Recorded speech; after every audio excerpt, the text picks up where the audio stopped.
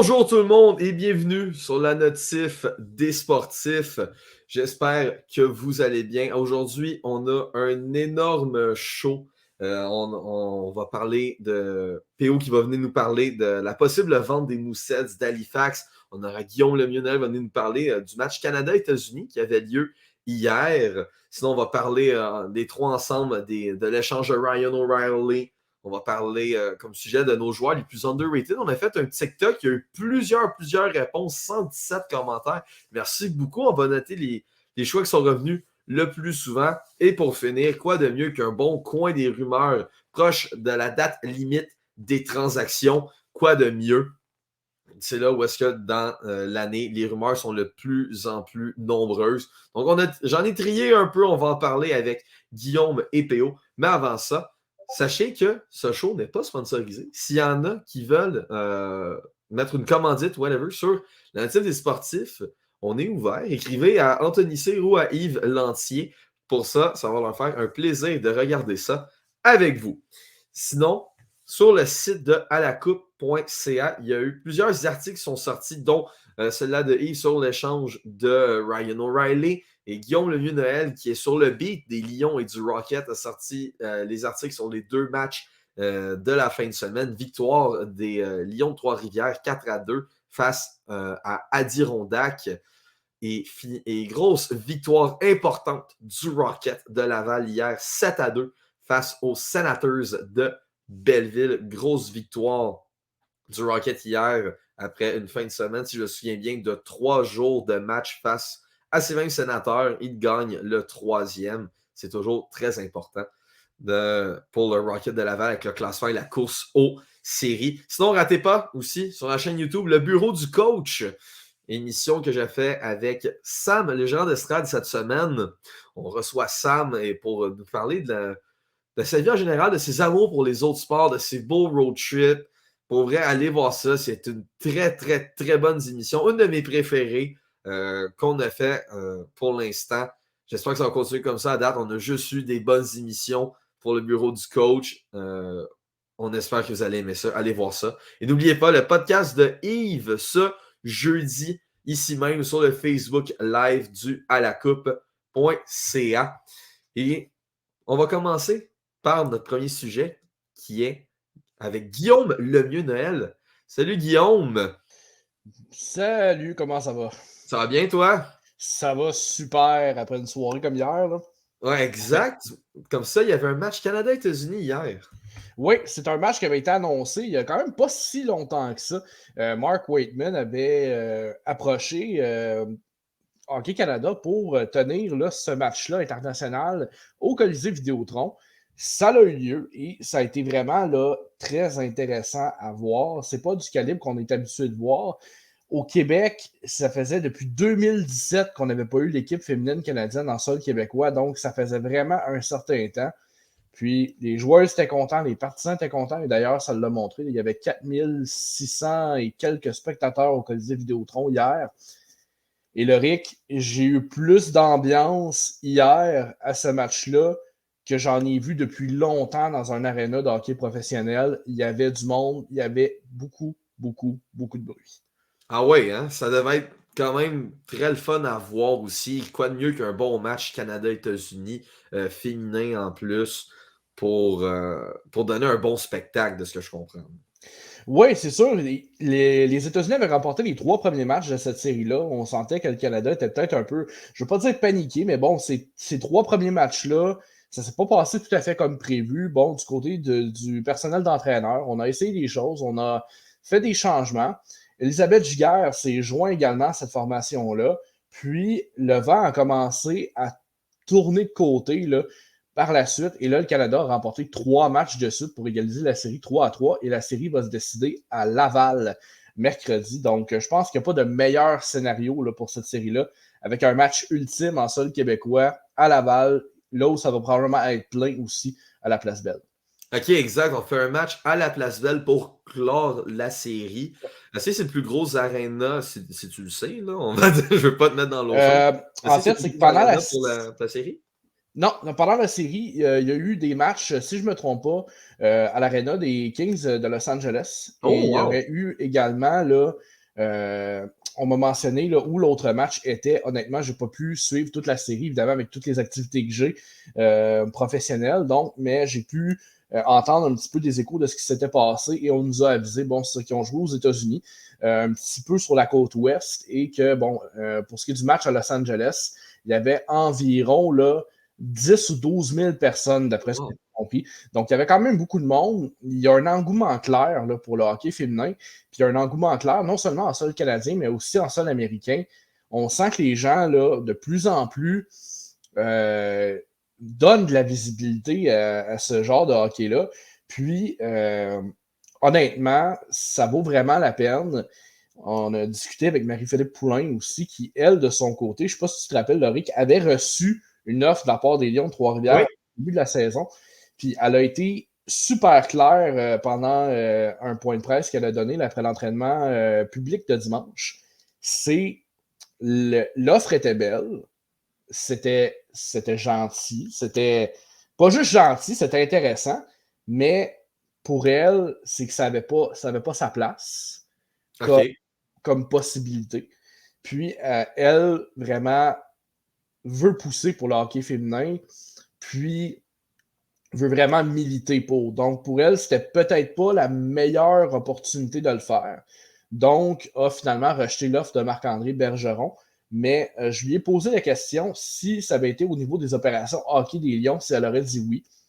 Elle a été cryptique un peu, là, évoquant là, qu'elle était encore sur sa carrière de joueuse et qu'on verrait après. Mais tu sais, elle a quand même là, fait des activités avec le Canadien de Montréal également pendant le camp des recrues, là, si je ne me trompe pas. Elle a également là, épaulé Francis Bouillon là, au niveau là, du développement des joueurs. Donc, on sent qu'il y a peut-être une après-carrière qui se présente pour elle, mais somme toute, c'était vraiment intéressant de l'avoir joué en personne hier. Pour ma part, c'était la première fois que je la voyais jouer en personne. Puis elle a atteint le plateau des 200 points avec l'équipe Canada féminin senior, donc ce qui est quand même un bel accomplissement là, pour une joueuse de sa trempe. Ben oui, c'est 100% mérité en part de Bon. ça pour Marie-Philippe Poulain. Est-ce qu'il y a encore des billets disponibles à la Place Belle pour ce match-là?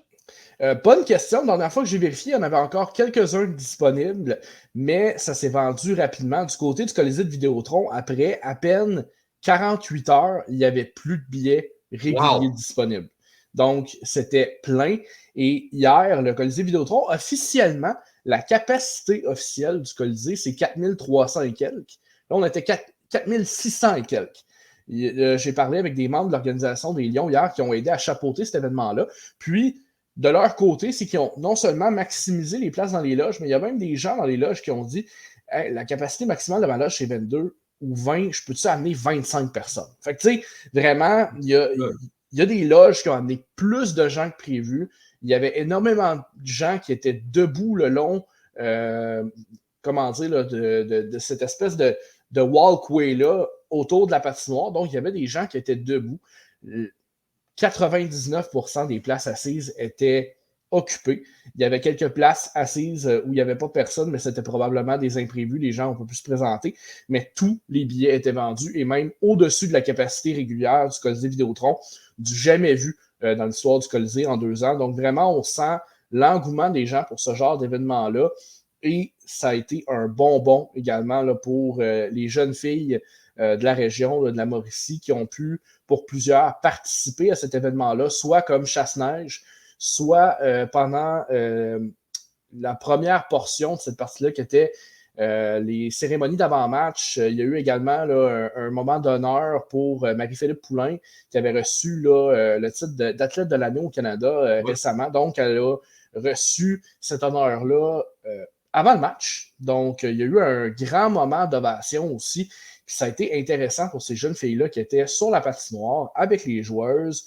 Les filles qui faisaient le chasse-neige également ont transporté ce qui était comme l'effigie des lions, là, ce qui servent pour l'entrée des joueurs, s'en sont servis également pour l'équipe Canada. Donc, il y a eu une participation des organismes de hockey féminin de la région et ça, c'est juste bon pour le hockey féminin. Puis Marie-Philippe Poulain l'avait souligné là, pendant ce fameux point de presse-là, dimanche après-midi, c'est que ce genre d'événement-là est excellent pour la santé du hockey féminin non seulement au Québec, mais au Canada. Puis vraiment, ça fait une différence. Là. Oui, puis on espère que des événements comme ça, le hockey féminin, servent de tremplin. Tu as parlé de jeunes filles qui étaient là. Ça permet aussi de voir des modèles. Tu sais, mettons, comme nous, on a des Sidney Crosby, on a des McDavid, tout ça. Du côté des filles, c'est plus rare. Tu sais, il commence à avoir des Larry Knight, des Marie-Philippe Poulin, tout ça. Donc, on espère une hausse hockey féminin. C'est pour ça que la force existe et on espère une progression de cette ligue-là. Pour terminer, et quand est-ce est le prochain match et dernier match de cette série-là à Laval? Oui, c'est mercredi à Laval, donc c'est là que la série va se décider. Donc, et demain. vous pouvez vous attendre à tout un match pour ceux qui vont être sur place parce que à Trois-Rivières, c'était pas un match d'exhibition, Loric, ça l'a brassé là, un petit peu à certains égards. C'est intéressant de voir ça dans le sens où la rivalité est plus vivante que jamais. Puis, c'est vraiment là où on se dit, OK, là, c'est vraiment une série. Les filles prennent ça hyper au sérieux. Puis, la série va se décider mercredi à Laval. Donc, pour les gens qui vont être à la Place Belle, vous êtes chanceux, là, vous allez avoir vraiment du bonbon mercredi.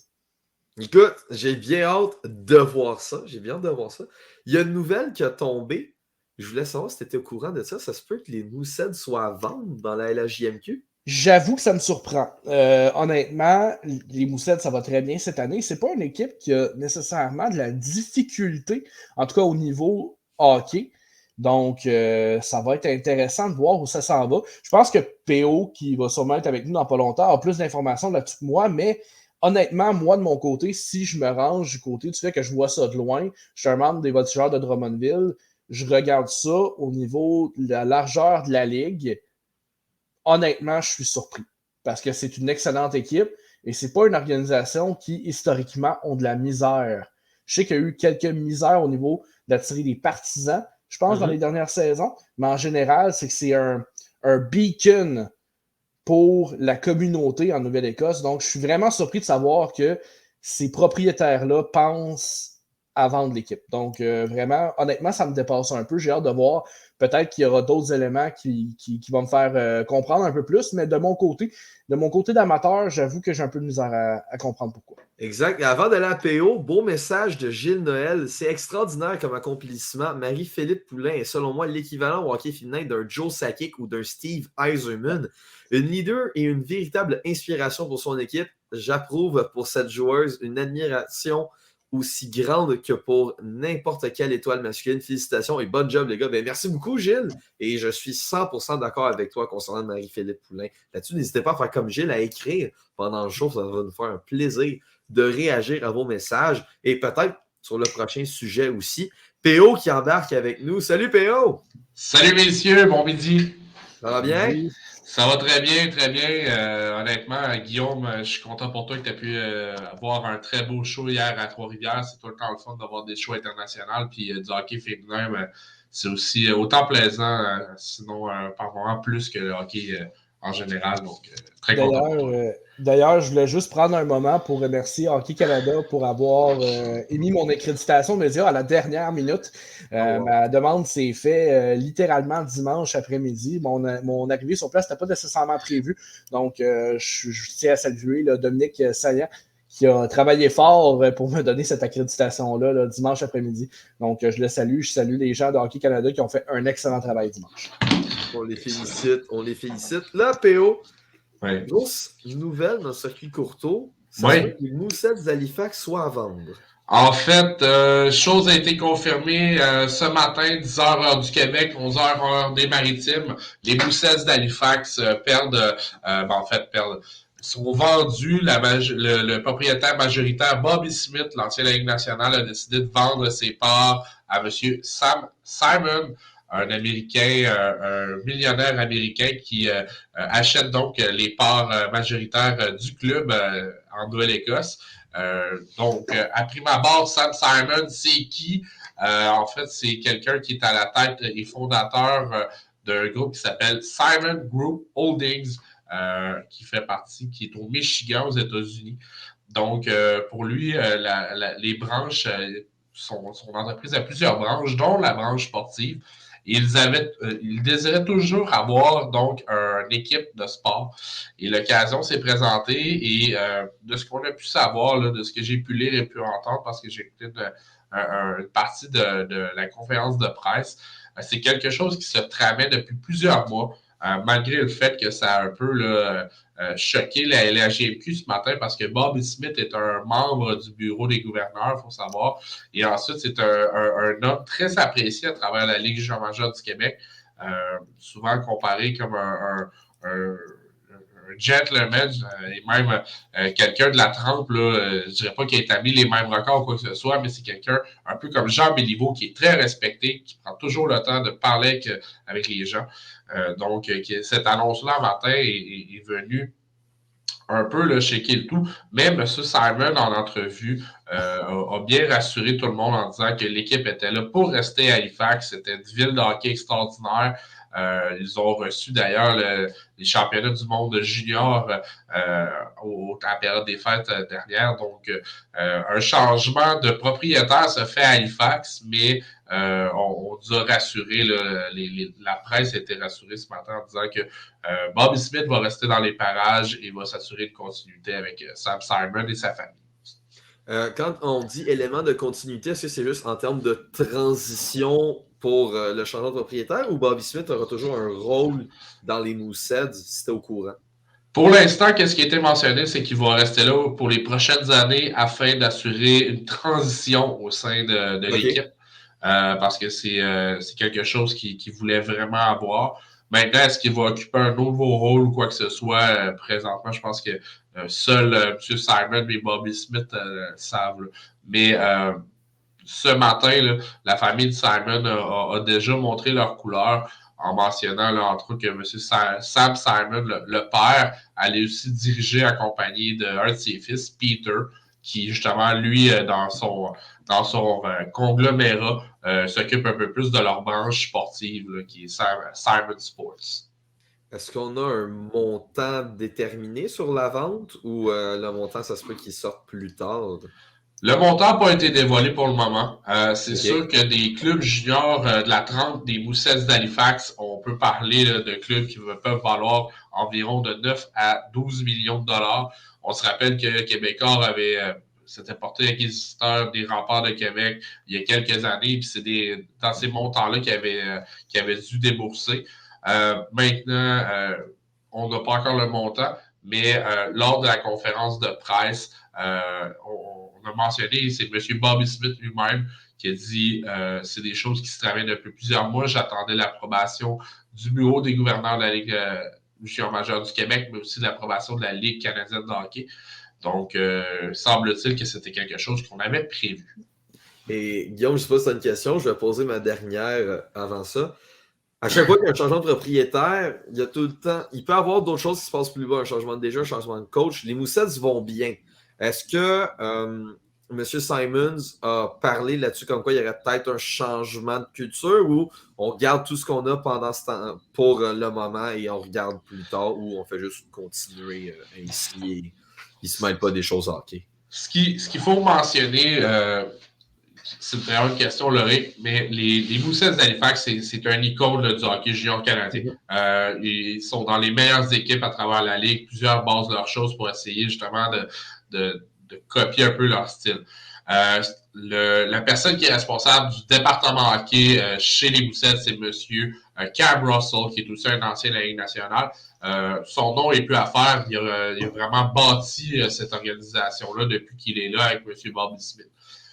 Maintenant, au niveau de la culture, je pense que M. Simons voulait assurer une continuité. Il y avait beaucoup de gens qui semblaient inquiets, mais suite aux propos de M. Simons, justement, il disait il veut encore que l'équipe soit membre de la communauté d'Halifax, parce qu'il le mentionnait, j'ai bien beau être propriétaire, c'est vous qui venez dans les gradins. Donc, sous ce point-là, il a été rassurant. Maintenant, changement de propriétaire, c'est sûr qu'il va apporter des choses à sa couleur. M. Smith a bien beau être là pour assurer une transition. C'est clair que la famille Simon va vouloir apporter des changements au courant des prochaines années, des prochains mois. Mais l'équipe en place à Halifax, écoutez, c'est comparable à des équipes de la Ligue nationale de hockey. Donc, attendez-vous là, nécessairement que si on veut changer les choses, c'est de hausser les standards de manière à être encore plus solide. Et il faut savoir qu'au courant des dernières années, les Moussets ont accueilli le championnat du monde junior, ont accueilli la Coupe Memorial. Donc, c'est sûr qu'ils vont vouloir continuer d'être une équipe, une organisation qui est gros sur l'échiquier de la Ligue junior majeure du Québec et même de la Ligue canadienne de hockey. Y a-tu une raison particulière pourquoi c'est maintenant que Smith a décidé de passer à l'action? Est-ce qu'on parle de peut-être une envie de retraite, de ne plus avoir affaire avec ça? Parce que, comme on l'a mentionné, c'est que l'équipe va bien. Fait que ça me surprend que c'est maintenant qu'il décide de passer à l'action dans une saison où les Mooseheads sont dans le sommet de la Ligue. Là. Je suis d'accord avec toi là-dessus, Guillaume. Là, c'est un peu bizarre qu'on décide de faire l'annonce-là. Monsieur Smith, lors de la conférence de presse, s'est dit qu'il était lui-même le moins étonné parce que la transaction est en attente d'approbation. Donc, probablement qu'on a obtenu l'approbation et avant que nécessairement les médias puissent mettre la main sur certains dossiers, ils ont peut-être voulu eux-mêmes dicter un peu la phrase. Puis, je suis tout à fait d'accord avec toi que ça aurait pu brasser les colonnes du temple, là, parce que présentement, les Moussets sont sur un air d'aller incroyable.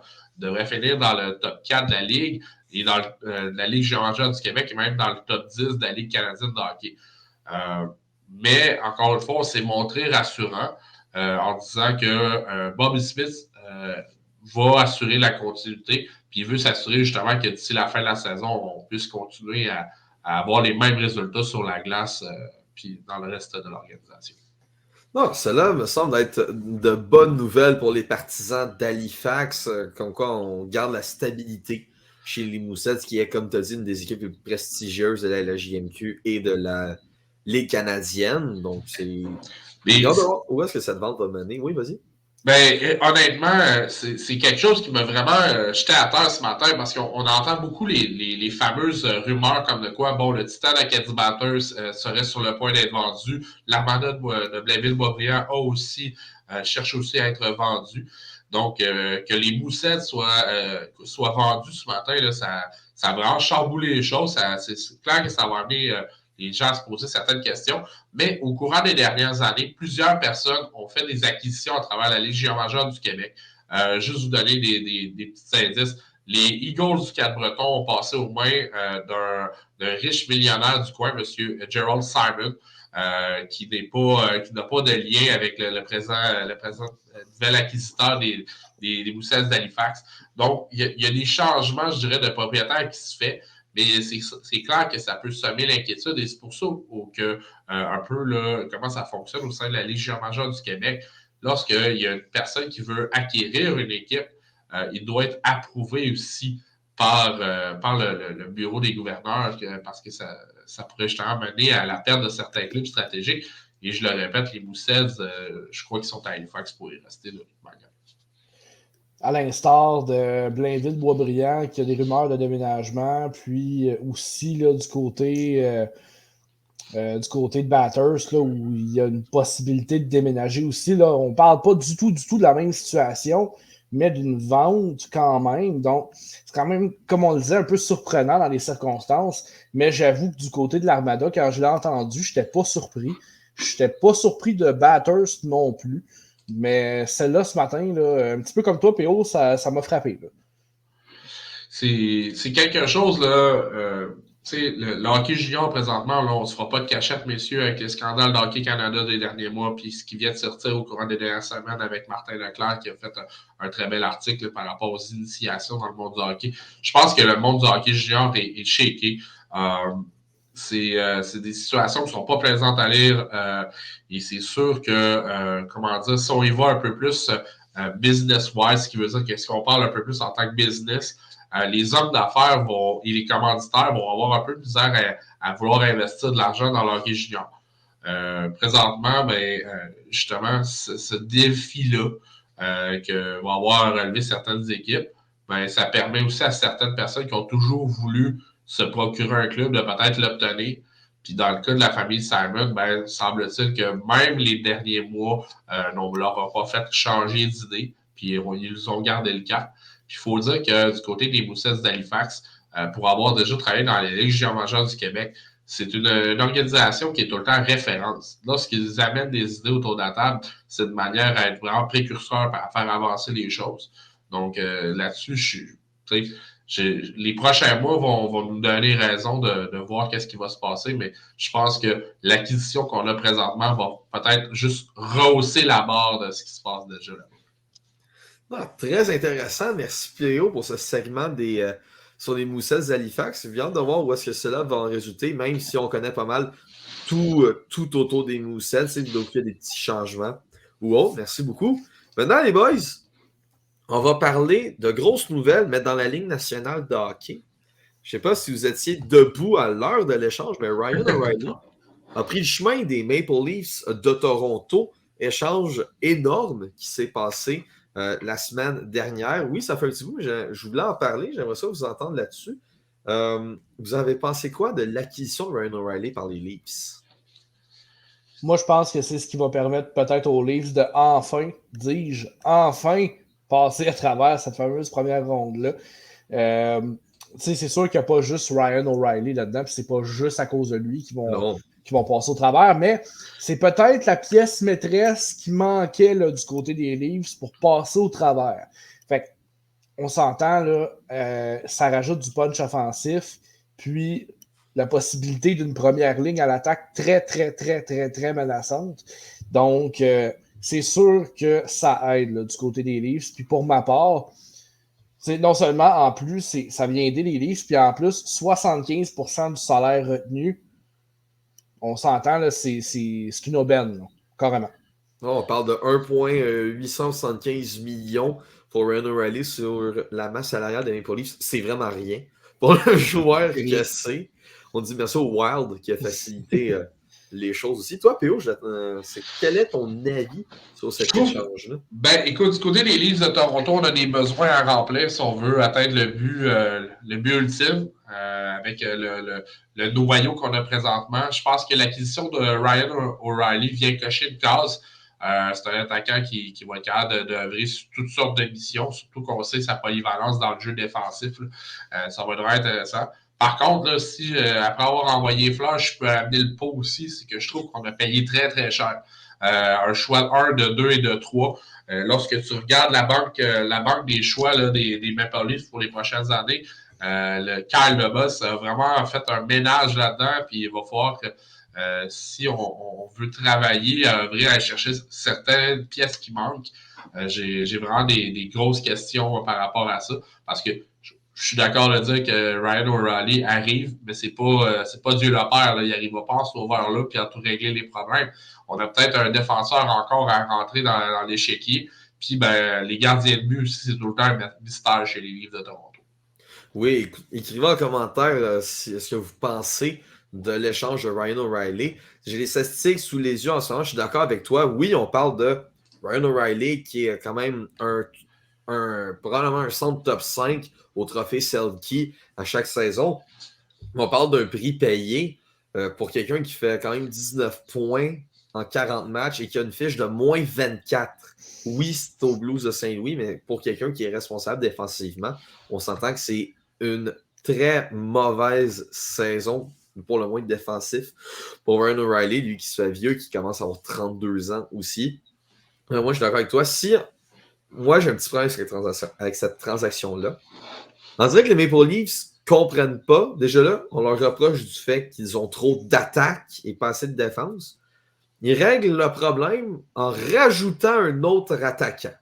Moi, j'ai bien de la misère avec ça, même si c'est quelqu'un qui va aider du côté défensivement. C'est pas un défenseur. Pour moi, si tu étais prêt à payer ce prix-là pour Ryan O'Reilly, tu aurais dû le mettre dans la case défenseur. Jake Muzzin est souvent blessé. Morgan O'Reilly n'a pas beaucoup d'aide sur le flanc défensif. Dans les buts, Carl Dubas a dit qu'on allait rester avec Matt Murray et Ilya Samsonov. Donc, dans ce côté-là, tu touches pas. Mais côté défense, moi, je trouve qu'il est toujours là le problème. Et comparé à Guillaume, ça ne m'étonnerait pas qu'on ait encore une sortie au premier tour des Maple Leafs, dû encore là à ce surplus d'attaquants-là, qu'on rajoute Ryan O'Reilly en plus. Je ne sais pas si vous êtes d'accord avec mon avis là-dessus, avec cette vision-là de l'échange. Ben, je suis d'accord avec toi pour dire que, bon, Côté défenseur, effectivement, il manque peut-être un peu de solidité. Puis c'est sûr que Matt Murray, c'est un gardien fragile, on va se le dire. Pas fragile étant prône aux blessures nécessairement, oui, mais fragile aussi dans le sens défensif, où ça y prend pas grand-chose pour perdre un peu son centre au niveau du filet. Donc, c'est sûr que s'il n'y a pas une bonne brigade devant lui, ça ne sert absolument à rien. Donc, c'est sûr que là-dessus, je suis d'accord. Peut-être que, bon, c'est cher payé pour un attaquant. Puis, je suis d'accord avec le fait aussi que, bon, c'est peut-être pas la meilleure saison défensive pour O'Reilly, mais comme tu l'as dit, il joue avec les Blues. Pour moi, c'est pas...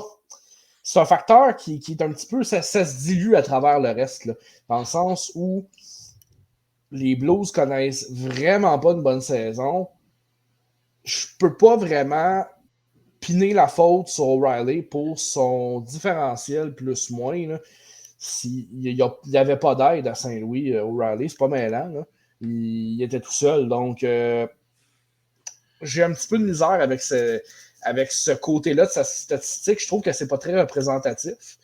Donc, pour moi, c'est sûr que, bon, on n'aurait pas aller chercher un défenseur, mais au moins d'aller chercher O'Reilly, qui est un spécialiste des deux côtés de la patinoire. Je pense qu'au final, ça va quand même servir les Maple Leafs. Ceci étant dit, ils ont fait toutes sortes de transactions dans les dernières saisons. Ils ont perdu en première ronde quand même. Donc, j'ai beau dire que ça pourrait être la pièce maîtresse pour traverser, mais au final, on s'entend que les Leafs de Toronto, c'est les Leafs de Toronto, pourraient trouver un moyen de perdre en première ronde quand même. Exact. Toi, P.O.? Ben, de mon côté, écoutez, il y a deux choses. Si on regarde du côté de Saint-Louis rapidement, je pense qu'on commence à se libérer des pièces maîtresses pour avoir peut-être se lancer dans le processus de reconstruction. On se sépare de O'Reilly, on se sépare de Tarasenko, on va chercher quelques choix, donc on prépare certains un gros boom. Maintenant, si on ramène ça aux Leafs de Toronto, ben, je pense qu'il y a un terme anglais qui dit c'est now or never, c'est maintenant ou jamais qu'il faut que ça se passe. Je pense que le coach et le directeur général, les deux hommes sont bien au fait que la pression commence à être très lourde sur les deux, puis ils vont devoir vibrer de cette saison. Moi, je m'attends qu'au minimum, si on ne veut pas voir des têtes roulées du côté de Toronto, on doit se rendre dans le carré d'as pour être capable de survivre à toute cette tempête. Je suis amplement d'accord avec toi. Et en plus, on parle encore d'une série Tampa Bay-Toronto dans le premier tour.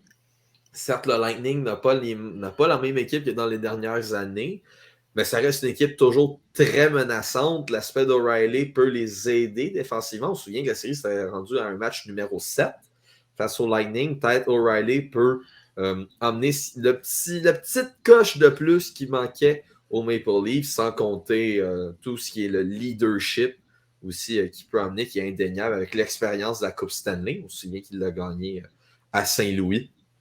Donc, c'est un dossier à suivre pour Ryan O'Reilly. Et pensez-vous qu'il y a une manière que les Leafs, je sais que là, on parle très, très utopique, là, mais est-ce que vous pensez qu'il y a une manière que les Leafs pourraient le re-signer l'année prochaine? C'est la fameuse question quand on va obtenir un joueur de cette trempe-là pour obtenir quelques mois. C'est de voir un peu de quelle manière est-ce qu'on est capable de structurer le tout. On le sait, les Leafs de Toronto, présentement, ils ont un gros problème entre les mains, c'est justement le cap salarial. On entend dire, bien sûr, que cette fameuse masse salariale-là est supposée d'augmenter cet été. Maintenant, selon les résultats, selon l'intérêt de Ryan O'Reilly, est-ce qu'il va vouloir rester à Toronto? Est-ce que, justement, on veut le greffer au noyau qui est déjà là? Ça serait intéressant de suivre, mais je suis pas mal certain que si justement, là, du côté des Leafs, on a bougé ce pion-là, c'est qu'il doit y avoir d'autres choses qui vont s'en venir avec justement la date limite des transactions pour aller peut-être greffer certains morceaux qui vont nous permettre d'aller plus loin en série et de voir par après qu'est-ce qu'on fait avec tout ce noyau de genre-là. Un peu le parallèle que j'ai à faire sur comment est-ce que le Lightning de Tampa Bay est allé chercher des joueurs au courant des dernières années qui étaient en fin de contrat, un Nick Paul, par exemple, puis qu'on a réussi à les faire signer au courant de l'été là, pour pouvoir l'ajouter au noyau qui est déjà présent. Et toi, Guillaume, dans ton cas, pour Ryan O'Reilly, est-ce que en étant à Toronto, tu le prends juste en termes de location ou t'essayes de le re-signer pour le prix que tu as payé? Moi, honnêtement, je me dis, tant qu'à l'avoir payé au prix qu'ils l'ont payé, là, si ça va bien, d'ici la fin de la saison, puis que O'Reilly fit dans le système des Maple Leafs, pourquoi pas essayer de le re-signer rendu là? C'est sûr que, bon, il y a des questions, comme Paul mentionnait, de cap salarial. Puis là, en plus, on ne sait pas à quoi le cap salarial va ressembler l'année prochaine dans la LNH avec la catastrophe de Bally Sports. Là. Donc, ça va être un autre élément. Si le cap ne monte pas l'année prochaine, il y a des équipes qui vont peser sur le bouton panique. Ça ne sera peut-être pas possible de signer O'Reilly l'an prochain s'il n'y a pas de place. Mais, ceci étant dit, si il y a une possibilité de le faire, puis que O'Reilly fit dans le groupe, et qu'il est heureux à Toronto, moi, je le refais, honnêtement. Là. Ouais, je suis d'accord avec toi en ce qui a trait à l'équipe torontoise. Les gars, maintenant, un segment que je prépare depuis la fin de semaine passée. Je ne sais pas si vous avez eu la chance de le voir sur le TikTok de la Coupe. J'ai demandé à nos viewers leur joueur le plus underrated de la Ligue nationale de hockey. On a eu pas moins de 117 commentaires au total. Pour vrai, je suis vraiment content. Je ne m'attendais pas que ça pogne à ce point-là, pour être honnête avec vous autres. Je vais vous poser la question à vous avant de plonger dans le choix des abonnés, des collabos qui l'ont partagé. Pour vous, qui est le joueur le plus underrated de la Ligue nationale pour le fun? Ben, de mon côté, je dirais pas underrated, mais qui a éclos cette année, si je peux utiliser ça. Tage Thompson, qui est chez les Sabres de Buffalo, c'est un gars, justement, que il avait fait plusieurs organisations et on se rappelle, il avait été un peu une des pièces de l'échange, justement, pour transiger Ryan O'Reilly des Blues au centre de Buffalo. Il est en train d'éclore, puis justement, certains l'avaient sous-estimé au courant des dernières années, mais c'est un échange qui est payant là, présentement pour les Sabres de Buffalo. Pas dans ton cas, Guillaume. Écoutez, je vais vous surprendre. Parce que, oui, il est considéré, mais je trouve qu'il n'est pas assez considéré. Je vais y aller dans la cause canadienne de Montréal. Moi, je trouve que c'est Cole Caulfield. Oh! Ouais!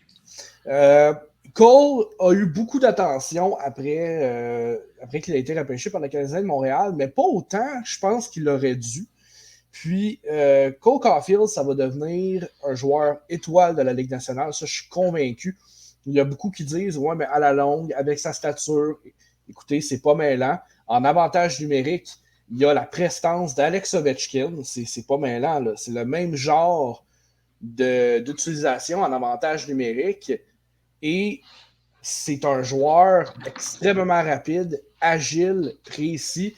C'est pas pour rien là, qu'il a battu des records dans la NCAA et qui a vraiment écoutez, il y a un historique là, NCAA incroyable. D'après moi, là, c'est le futur joueur de franchise du Canadien de Montréal et, d'après moi, va éventuellement et assez facilement, selon moi, surpasser Nick Suzuki de ce côté-là. Nick Suzuki, ça va devenir un complément de Cole Caulfield et non le contraire. Donc, d'après moi, je pense que les gens ne se rendent peut-être pas compte jusqu'à quel point Cole Caulfield va devenir un gros joueur dans la Ligue nationale, va devenir un gros pion chez le Canadien de Montréal. Et les gens ne le réalisent juste pas jusqu'à quel point encore. Pour les gens qui veulent réagir en direct à ce commentaire-là ou mettre par eux-mêmes leur joueur le plus underrated, allez-y, ça va me faire plaisir. J'ai même préparé un mini-jeu pour vous qui s'en vient là-dessus. Moi, de mon côté, ma réponse était dans le TikTok, c'est Artturi Lehkonen. On parle de 38 points en 52 matchs. On parle de plus 6 avec l'Avalanche. Artturi Lehkonen est peut-être un des alliés, un des meilleurs alliés dans les deux zones, que ce soit offensivement et surtout défensivement dans la Ligue nationale de hockey. Une de ces saisons, j'ai ses statistiques sous les yeux, c'est sa plus productive en carrière. Bon, il y en a qui vont dire, c'est sûr qu'il a joué avec Nathan McKinnon, Mikko Rantanen, ça aide. Évidemment, je suis d'accord avec vous, mais qui s'attendait à ce que le pari Lehkonen fonctionne autant au Colorado? Je pense pas que quelqu'un s'attendait à ça. Donc, je vais avec Artturi Lehkonen. Je ne sais pas si vous êtes d'accord avec mon choix, les gars, là-dessus. Ben, de mon côté, on est en train de prouver quelque chose qui comment est-ce qu'on avait réussi au courant des dernières années chez le Canadien de Montréal à bien repêcher, mais qu'on n'avait peut-être pas mis les joueurs dans les bonnes chaises. Regardez qu'est-ce que Lekonen a amené lorsqu'il, bon, bien sûr, au printemps qu'on connaît, qu'il a amené le Canadien en finale de la Coupe Stanley. Et là, justement, il amène une autre dimension chez l'Avalanche du Colorado. Ça fait juste prouver à ce moment-là que c'est un joueur qui était peut-être sous-utilisé ou était mal utilisé, puis présentement est en train d'éclore à travers la ligue. Toi, Guillaume, dans ton cas? Je suis d'accord avec toi. Lekonen, héros national! On va passer à ça. Non, pour vrai, Lekonen, je suis d'accord. C'est sûr qu'il y a une différence en jouer avec Joe Drouin puis jouer avec McKinnon, là, on s'entend. Mais sérieusement, moi, j'ai été impressionné quand il est arrivé au Colorado de voir les responsabilités qui lui ont été données et de la manière qu'il a répondu, selon moi, a été instrumentale là, vraiment dans la conquête de la Coupe Stanley de l'Avalanche. Donc, vraiment, il a fait tout un travail et c'est sûr que pour moi, les gens s'en rendent peut-être pas assez compte jusqu'à quel point c'était un joueur qui avait sa valeur chez les Canadiens de Montréal et là, on l'a pu. Donc, quand on dit des fois que c'est juste quand on perd des gens qu'on se rend compte à quel point ils étaient importants pour nous, c'est un peu ça pour le Canadien de Montréal. C'était un joueur, comment je peux dire, discret, mais incroyablement efficace. Puis avec l'Avalanche, il a vraiment éclos. Là. Donc, c'est super le fun de voir ça. Et les partisans du Canadien sont encore assez attachés à Lekonen d'ailleurs, là, continuent de le suivre dans son parcours au Colorado. Donc, c'est vraiment le fun de voir ça, là, un jeune qui a évolué là, dans le système de développement du Canadien, connaître du succès comme ça avec une autre équipe. Écoute, je suis amplement d'accord avec ce que vous avez dit dans les deux cas. Il ne faut pas oublier qu'il y a un choix de deuxième ronde, ce qui était dans l'échange, pas juste Justin Barron. Donc, il y a hâte de voir ce que ça va rapporter au total aux Canadiens. Bon, messieurs, je vous ai préparé un petit jeu qu'on dit en anglais Rapid Fire, qui va quand même rapide, qui s'appelle Chaud ou Froid. Je pense que vous connaissez le principe de chaud ou froid. J'ai oublié le terme en français, j'ai des takes de soit nos collabos de la coupe ou de nos commentaires TikTok et vous répondez si, pour vous, le joueur est underrated, donc chaud, ou si, selon vous, il ne l'est pas, donc la réponse froide. Donc, on va commencer par le choix de Sam, les gars. Timo Maier, pour vous, est-ce qu'il est chaud ou il est froid en termes de underrated? Chaud. Chaud en termes de Guillaume, toi, Péo? Tiède. Ouais. Je fais à l'opposé des autres, mais je crois que Thibaut est quelqu'un qu'on voit pas souvent parce qu'il est dans l'Ouest, mais qui vaut quand même son pesant d'or puis qui justement devrait changer l'équipe bientôt. Ouais, ça, c'est une affaire. Là. Si on parle des Devils, entre autres, qui sont dans la course, qui sont mon choix pour Timo Maier. J'ai hâte de voir ça. Le temps commence à tourner du côté de Timo Maier à San Jose. La date limite approche. J'ai bien de voir où est-ce que ça mène. Sinon, on a le choix de Yves, Nick Schmaltz. PO, chaud ou froid? Froid. Froid, pour toi, il est pas underrated, Nick Schmaltz. Du tout. Du tout. Et toi, Guillaume? Je vais dire froid aussi. Efficace, mais à son efficacité sans plus. Ah, ok. Assez intéressant. Et dans le cas de Henri, de la notice des sportifs, on a Oliver Bjorkstrand. Chaud ou froid? De mon côté, je vais dire chaud. Oliver, je crois qu'il est méconnu, mais peut amener une autre dimension un game hockey. Et pour toi, Guillaume, Oliver Bjorkstrand, chaud ou froid? Je vais dire froid, mais probablement juste à cause de l'équipe avec qui il joue. Je pense que c'est une question de système, c'est une question de circonstances. Je pense qu'avec une autre équipe, on parlerait probablement je dirais peut-être chaud s'il jouerait ailleurs, mais dans ce cas-ci, froid, simplement de par le système où il joue. Là. OK, parfait. Maintenant, on rentre dans les choix du public. On va faire ça un petit peu plus vite. Déjà, je vais y aller avec le choix du public, qui est le joueur qui est revenu le plus souvent dans les commentaires.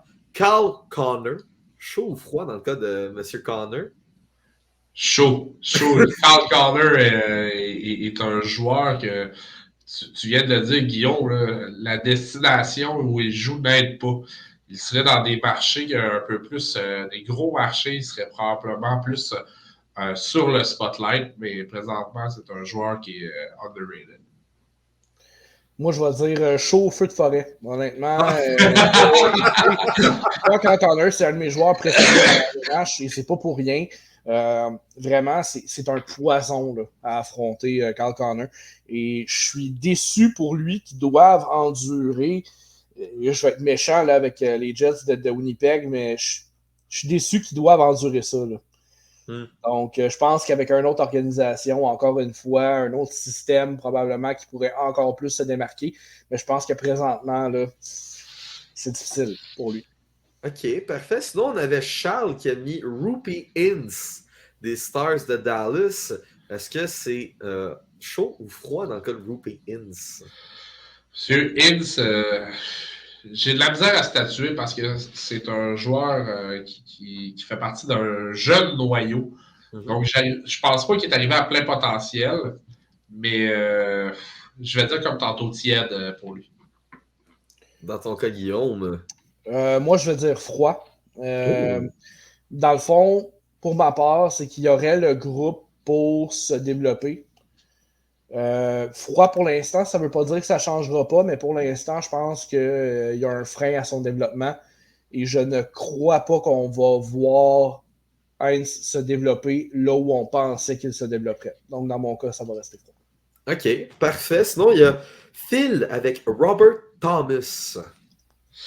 Et Robert Thomas, ben là, présentement, j'ai parlé des Blues tout à l'heure qui vont peut-être y aller en reconstruction.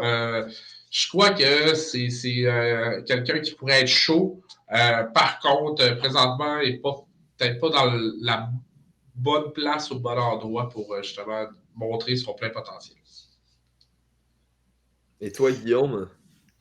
Dans mon cas, je vais dire chaud. Il y a quand même une saison de 20 buts, il y a une saison de 77 points en 2021-2022. Très méconnu, d'après moi. C'est un joueur qui mériterait peut-être un peu plus de spotlight. Puis encore une fois, avec une autre équipe, peut-être que ça serait différent. Dans mon cas, il est chaud. Il pourrait grandement aider une autre formation de la Ligue nationale qui aspire aux grands honneurs cette saison. Maintenant, on va y aller. Il nous reste une dizaine de joueurs, mais le choix de David m'interpelle beaucoup. Matt Zuccarello. Chaud ou froid dans le cas de Matt Zuccarello? Je vais dire froid, puisque Matt Zuccarello, ses belles années sont derrière lui. Là. On va être honnête, là, le joueur européen, on l'a déjà vu à son pic il y a quelques années. Par contre, ça ne change rien que je pense qu'il peut avoir encore des belles saisons pour l'équipe pour laquelle il joue. Et toi, Guillaume, pour Max Zuccarello? Moi, je vais dire froid. Il est rendu à 35 ans. Je pense que le train est passé dans son cas. A connu une belle carrière, mais je pense qu'au point où il est rendu, je ne vois pas comment il pourrait vraiment là, offrir plus qu'il en offre en ce moment. C'est un bon joueur, fiable, sans plus. Donc, je pense que dans son cas, c'est froid. OK. Sinon, on a Gab5619 qui nous donne Brock Nelson des Islanders de New York. Est-ce que Brock Nelson, pour vous, est underrated? Du tout. Je vais dire froid dans mon cas. Pendant quelques années, il a traîné les Highlanders puisqu'on n'avait peut-être pas le talent à l'intérieur de l'équipe, là, mais on commence à avoir certains joueurs là, qui commencent à avoir plus d'impact. Puis Brock Nelson n'est pas le joueur qui va m'allumer le plus à travers cette équipe-là. Moi, de mon côté, je vais dire froid. C'est un joueur, encore une fois, fiable, mais qui n'a jamais dépassé le cap des 60 points. Il est passé proche une fois là, avec 59 en 2021-2022, mais au final, c'est encore une fois un joueur dont on avait des attentes X et jamais arrivé à dépasser ces attentes-là. C'est un bon joueur fiable, sans plus, qui fait son travail, mais c'est pas le genre de joueur qui va vraiment là, changer un match ou changer une équipe là, sur une saison complète. Je vais vous en nommer 4 et après ça, on va aller dans le coin des rumeurs. Christophe nous dit Adrian Campe comme joueur underrated. Est-ce que pour vous, c'est chaud ou froid dans le cas d'Adrian Campe? Mon côté froid du côté de Campe, j'ai pas. Donc désolé, j'accroche pas sur le style underrated. Et pour toi, Guillaume, dans le cas d'Adrian Campe? Moi, je vais dire chaud. Je pense que c'est un joueur, bon, peut-être un manque de constance, mais quand même peut obtenir de bons résultats, surtout à court terme. Dans les 10 derniers matchs, Adrian Campé, c'est quand même 13 points dans 10 matchs, plus 10 de différentiel. Donc, dans les bonnes circonstances, placé avec les bons joueurs, ça peut être un excellent complément. Je pense qu'il mériterait peut-être un peu plus de considération de la part des partisans. D'après moi, là, c'est chaud dans le cas de Campé. OK, parfait. Antoine nous amène Alex Stock. Est-ce que Alex Stock est underrated ou non? Je pense que oui. Chaud dans le cas d'Alex Stock. Depuis qu'il est à Buffalo, là, ben, même dans l'époque qu'il était à Vegas, c'est un gars qui peut amener des grosses dimensions là, sur la glace. C'est pas le gars qui va embarquer 50 par année, mais qui fait des petites choses, des petits détails qui, lorsque tu prends dans la balance sur le total de ce qu'il est, c'est un joueur qui peut amener plus, puis que les gens sous-estiment. De mon côté, je vais dire chaud aussi. C'est un joueur qui progresse à chaque saison. Ses résultats sont meilleurs. Il a quand même juste 26 ans, donc il lui reste, je dirais, au moins un bon 5-6 ans de premium years, de peak years, là, si je peux dire. Donc, je pense qu'on n'a pas fini d'entendre parler d'Alex Stock qui va devenir un joueur éventuellement vraiment de premier plan, selon moi. Donc, c'est quand même le fun de voir où il se rend en ce moment. C'est sûr que, bon, il est avec les Sabres, c'est pas toujours facile, mais d'après moi, je pense qu'avec la reconstruction des Sabres, là, il va être une pièce maîtresse de cette reconstruction-là. Donc, d'après moi, il est underrated, il est chaud. Parfait. Comme avant-dernier joueur, on a le Moss qui nous dit Anthony Cirelli comme joueur underrated. Un joueur que j'aime beaucoup, Anthony Cirelli, puis je vais dire chaud. Parce qu'il joue dans l'ombre de Steven Stamkos, Nikita Kucherov. Mais Cirelli, je vais vous ramener même à l'époque pour laquelle il a joué pour l'équipe Canada Junior et était une pièce maîtresse. Et du côté du Lightning de Tampa Bay, je pense que c'est parce qu'il y a beaucoup de joueurs étoiles devant lui qui fait qu'il n'est peut-être pas mis de l'avant, mais c'est un joueur très important dans cette équipe. Moi, je vais dire froid. Je pense que c'est un joueur qui se développera peut-être jamais à la hauteur de ce qu'on attendait de lui. Il est quand même rendu là, à 25 ans. Donc, c'est sûr que, comme PO le souligne, il est en arrière de plusieurs joueurs étoiles. Mais d'après moi, je pense que ça l'a mis un frein à son développement. Puis je pense que le Lightning ne l'a peut-être pas utilisé de la meilleure façon possible. Donc, je pense que d'après moi, ils ont peut-être gâché, je ne veux pas dire sa carrière, mais ont peut-être gâché un peu là, le potentiel qu'il avait au final. Donc, ça va être un joueur fiable, correct, mais jamais à la hauteur de ce qu'on attendait de lui. Et finalement, Émile nous dit Pavel Zacha comme joueur underrated. Pour vous, les gars, chaud ou froid dans le cas de Pavel Zacha? Écoute, le gentil Pavel, écoute, je vais dire froid de mon côté. Là, j'ai pas l'appréhension que c'est quelqu'un qui va frapper les gros coups sûrs, va peut-être apporter son petit apport, mais il est dans l'équipe qu'il est là, présentement, c'est pas le gars qui va faire la différence là, à tous les matchs. Même chose pour moi, je vais dire froid. C'est un joueur correct de deuxième plan, un joueur de soutien, capable de marquer entre 10 et 20 buts par saison. Mais ça ne sera jamais là, un joueur de premier trio régulier qui va marquer 30 quelques buts par saison, qui va faire 70 points. Donc, pour moi, ça reste froid. Bien, écoutez, merci beaucoup les gars. On va remercier aussi tous les abonnés qui ont répondu à l'appel. Je remercie les autres auxquels on n'a pas nommé les joueurs, dont Patrick, pour lui, c'est Kevin Fiala, Étienne Zachaiman, Gab Martinet, Jacob Slavin, J.R. Gougou, qui pour lui, c'est Carter Viragi. On a eu du Ryan Nugent-Hopkins, on a du Jasper Bratt et Jared McCann aussi font partie de la liste. Pour vrai, c'est très le fun et ratez pas ça. J'ai décidé ça. La semaine prochaine, on fait la même chose mais pour les gardiens. Les gardiens les plus underrated. J'avais travaillé sur le TikTok là-dessus avec Yves. Donc, salut Yves si tu viens de l'apprendre. Mais, mais on va. Mais c'est un abonné qui en a demandé dans les commentaires. J'ai bien aimé ça. Donc, on va parler des gardiens la semaine prochaine. Mais maintenant, les gars, on arrive dans le dernier bloc du show. Ça fait longtemps qu'il n'y en a pas eu. On s'en va dans le coin des rumeurs.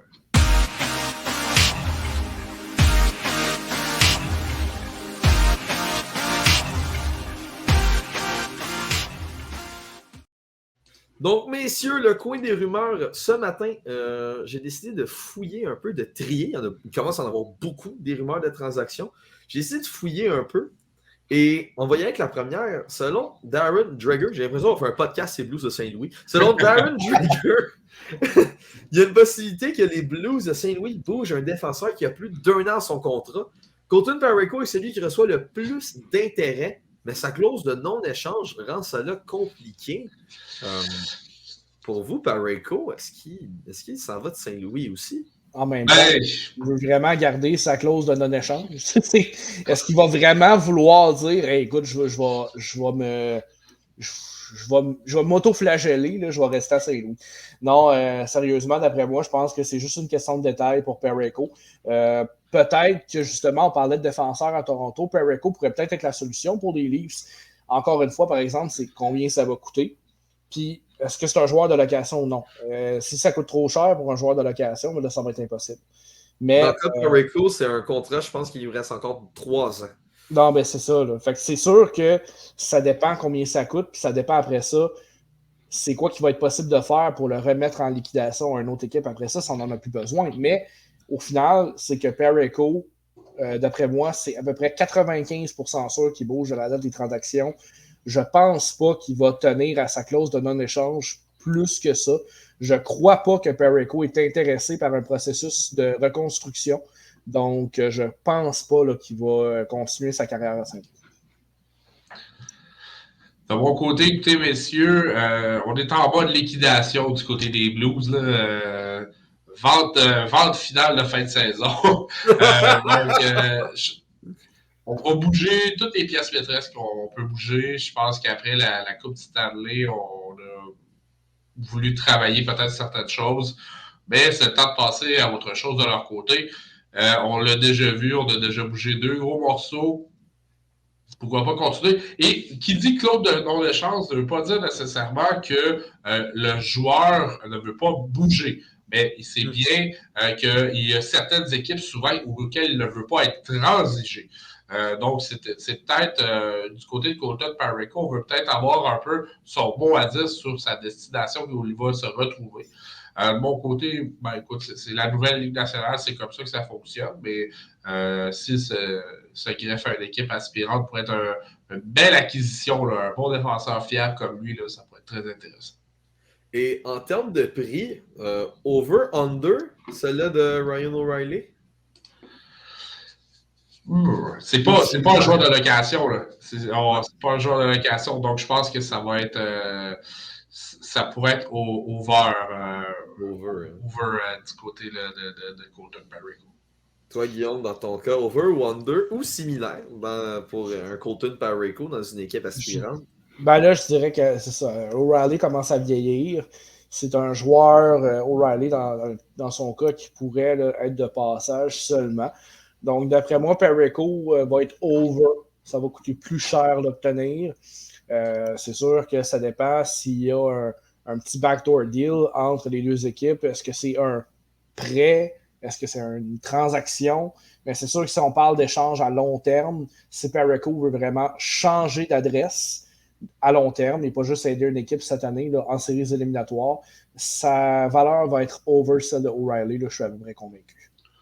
Parfait. Ça, écoutez, moi, je vous rejoins là-dessus. Colton Parayko, c'est un de mes défenseurs préférés dans la Ligue nationale de hockey et il faisait partie dans mes choix des joueurs les plus underrated. J'hésitais entre lui et Artturi Lehkonen.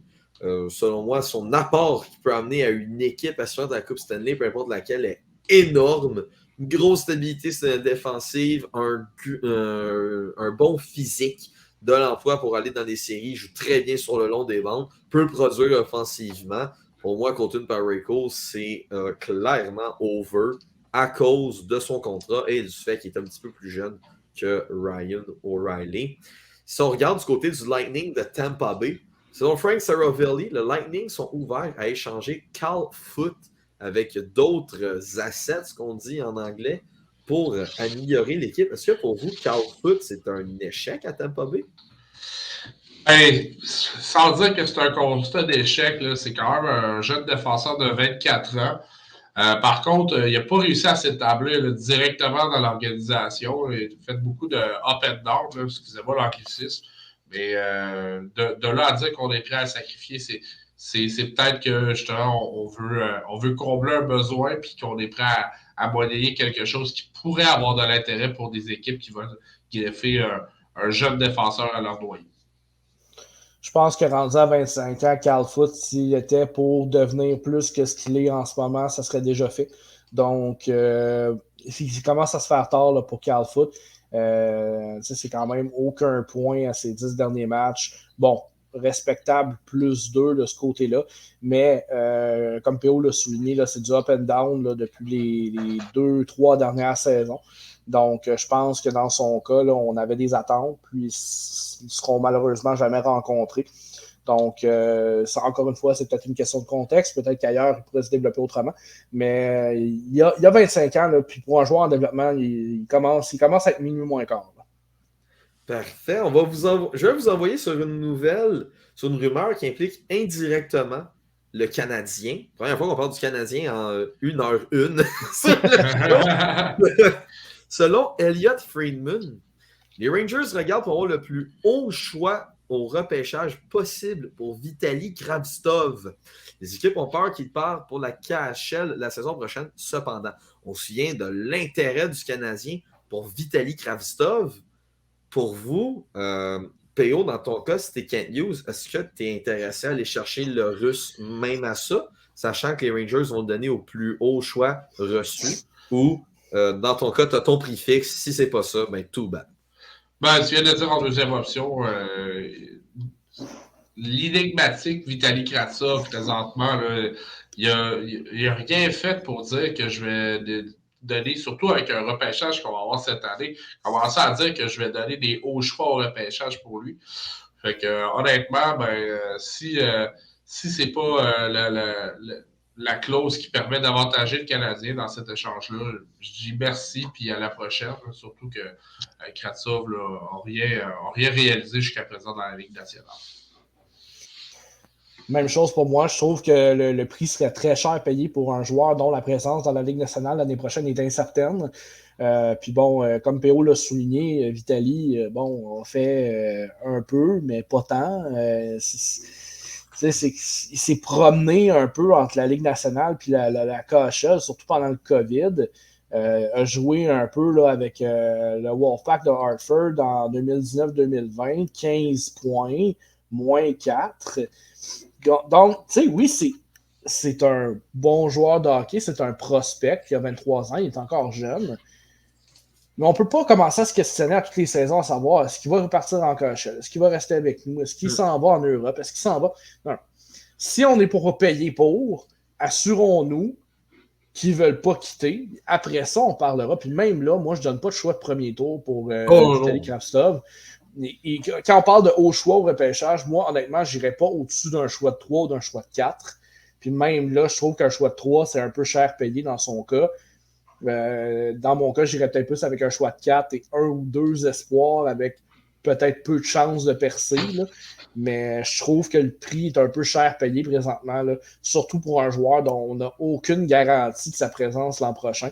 Donc, je serais très surpris de voir les Rangers obtenir quelque chose de réellement intéressant pour lui. Je suis d'accord avec toi là-dessus. Sinon, si on regarde une autre rumeur venant de Sarah Valley, il y a de l'intérêt pour Sam Lafferty des Blackhawks de Chicago. Certaines équipes disent que le choix le prix serait même d'un choix de deuxième ronde impliquant Sam Lafferty, qui connaît une de ses meilleures saisons en carrière, sa meilleure saison en carrière du moins, 21 points en 49 matchs avec les Blackhawks de Chicago. Et ce qui est, pour moi, m'étonne le plus, une fiche de seulement moins 9 avec une des pires équipes de la Ligue. Pour vous, si vous êtes un prétendant, Sam Lafferty contre un choix de deuxième ronde, est-ce que vous le faites? Écoute, on le sait que les Blackhawks vont être en mode vendeur. Maintenant, savoir est-ce que c'est le prix qu'ils vont obtenir. Quand tu sais que tu es prêt à vendre tes choses, ça se peut que certains déjà à travers la Ligue jouent la carte de écoute, là, je ne paierai pas ce montant-là. Maintenant, dire un choix de deuxième ronde pour Sam Lafferty. Ouais. Je suis sceptique. Moi, je trouve que le prix est beaucoup trop cher payé là, pour un joueur comme Lafferty, qui est en ce moment, pour moi, seulement qu'un joueur de soutien dans la Ligue nationale. C'est un joueur qui n'a jamais dépassé le cap des 30 points là, dans la Ligue nationale, a obtenu peut-être une ou deux bonnes saisons dans la Ligue américaine. Donc, je trouve que c'est tiré par les cheveux là, de demander un choix de deuxième ronde pour Sam Lafferty. Encore une fois, là, je ne crois pas que les Blackhawks vont obtenir là, le prix qu'ils demandent là, pour Sam Lafferty. Mais bon, on ne sait jamais. Quand on dit que certains DG existent, comme tu me le dire, là, Loric, on ne sait jamais. Mais écoute, je serais hyper surpris de voir Lafferty quitter pour un choix de 2. Dans le cas de Lafferty, là, moi je suis un directeur général, là, j'offre un choix de 4 et même de 5 pour lui. Là. C'est quand même un joueur de 27 ans, de soutien, un joueur qui sera un bon 3 ou 4e centre, pas plus. Donc, 4 ou 5 dans mon cas et peut-être 1 ou 2 espoirs là, de Ligue américaine sans plus. C'est excellent. Je te suis dans cette offre de prix-là. Sinon, si on regarde du côté des Sénateurs, on suit une équipe qui est pas mal un point d'interrogation cette saison. Selon Bruce Garrioch, le DG des Sénateurs, Pierre Dorion, a dit que les 5-6 prochains matchs seront décideurs pour leur plan à la date limite des échanges. DeBrincat, Hamonic et Derek Brassard sont intouchables. On regarderait pour ajouter un défenseur. Déjà, moi, je vois ça en deux temps. Travis Hamonic et Derek Brassard, je trouve que c'est des vétérans, oui, qui amènent une certaine utilité aux Sénateurs, mais pas tant que ça, qui pourraient te rapporter quelque chose. Donc, je me demande pourquoi pour toi, c'est des intouchables. Et d'un côté, c'est juste là qu'on décide d'ajouter un défenseur du côté des Sénateurs.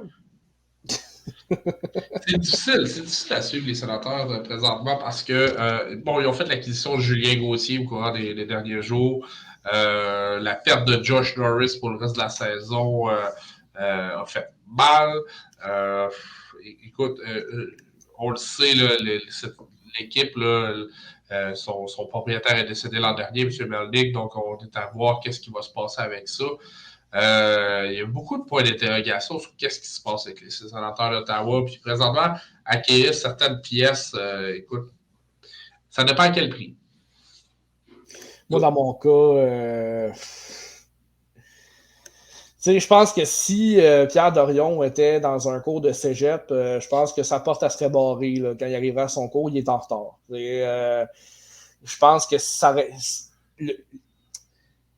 la réflexion comme telle n'est pas mauvaise, c'est juste qu'il est beaucoup trop tard pour la faire. Pierre Dorion agit comme s'il va se rendre en finale de l'Est. Là. Ça n'arrivera pas. Là.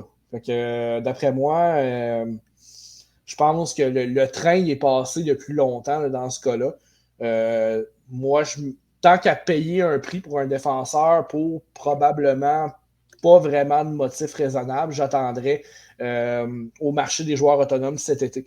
Donc, du côté de Pierre Dorion, là, j'espère qu'il s'il est pour magasiner, il va le faire à Aubaine. Du moins, j'espère pour lui. Mais c'est que la réflexion est très tard pour se faire. Exact. Il manque un défenseur capable d'épauler Thomas Chabot. C'est, oui, Artem Zub qui joue bien, mais c'est pas un défenseur de première paire. On va s'entendre là-dessus.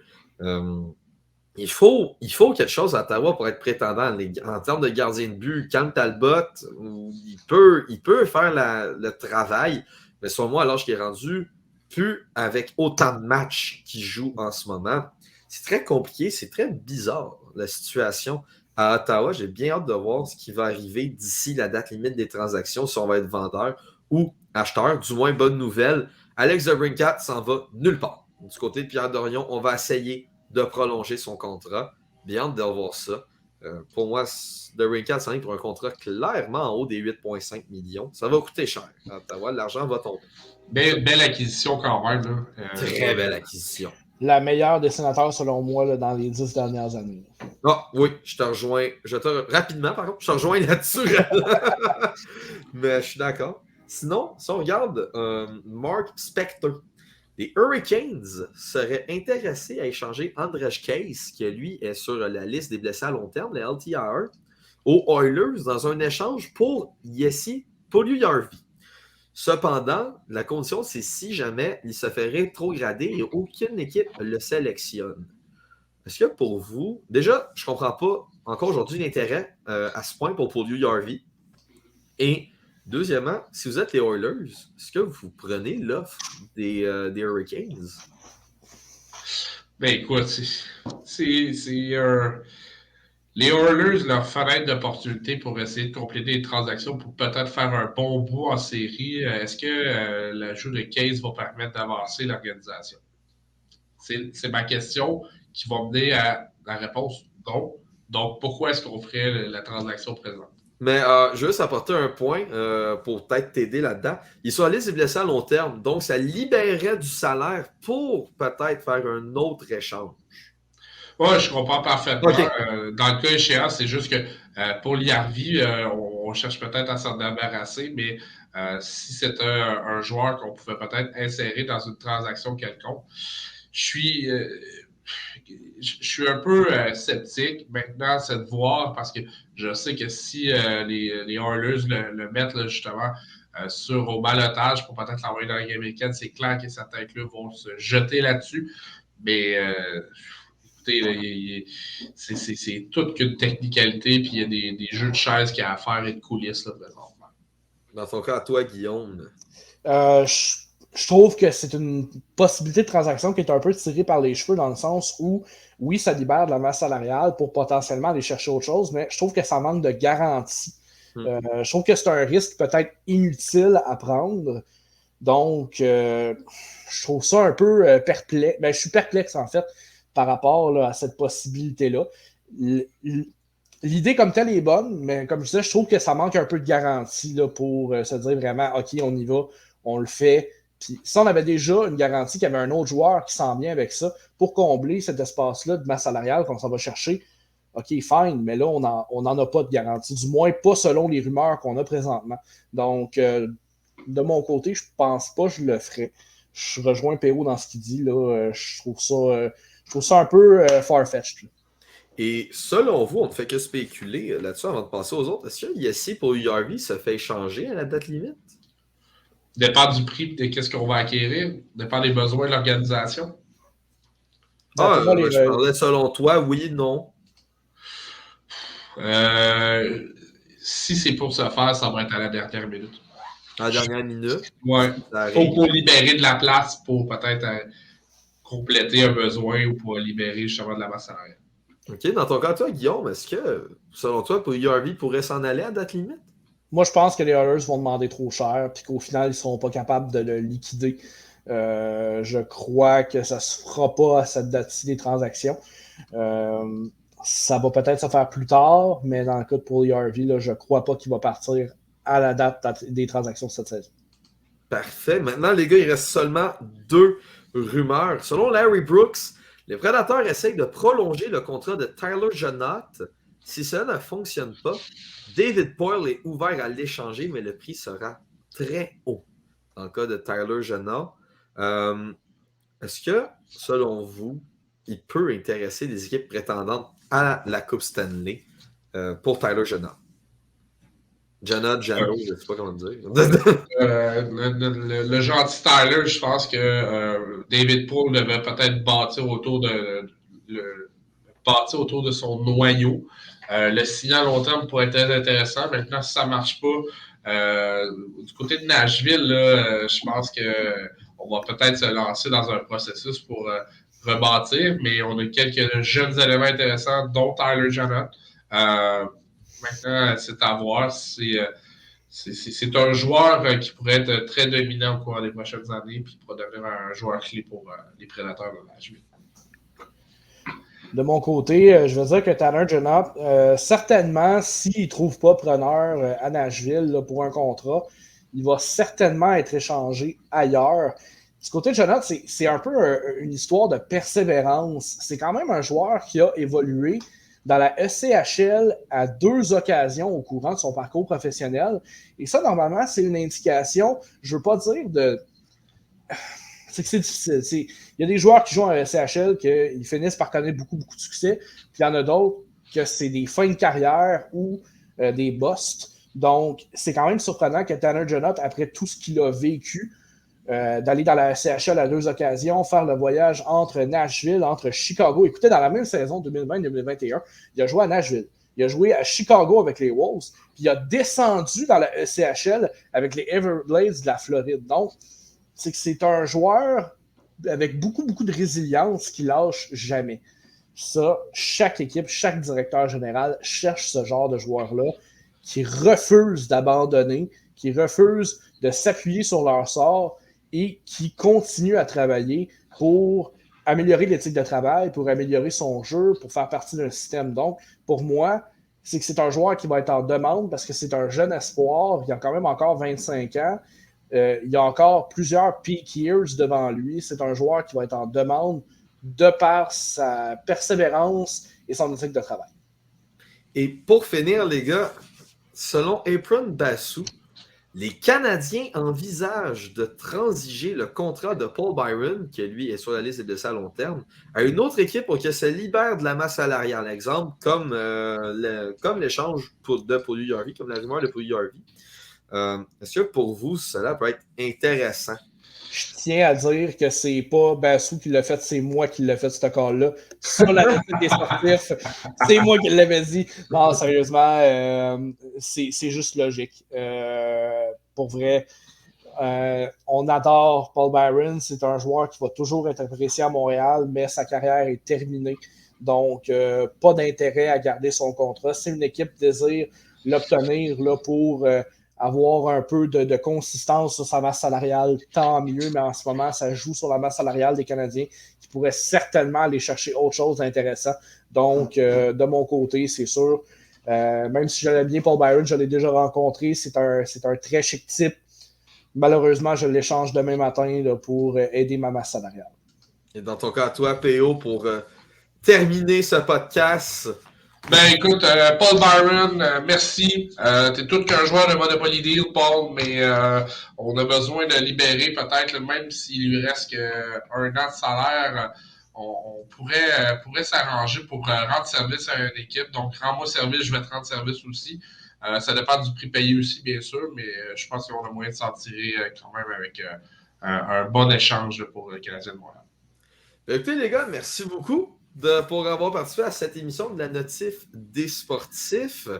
Alors, n'oubliez pas, ce jeudi, pour toutes les personnes qui regardent, le podcast de Yves Lantier, ici même, sur le Facebook Live de À la Coupe. Pour nous, on se revoit mardi prochain, on l'a dit, avec comme sujet du public les gardiens les plus underrated de la Ligue nationale de hockey. C'était Loïc Salvant en compagnie de Guillaume Lemieux-Noël et de P.O. Normand. Et on se revoit la semaine prochaine. Salut tout le monde.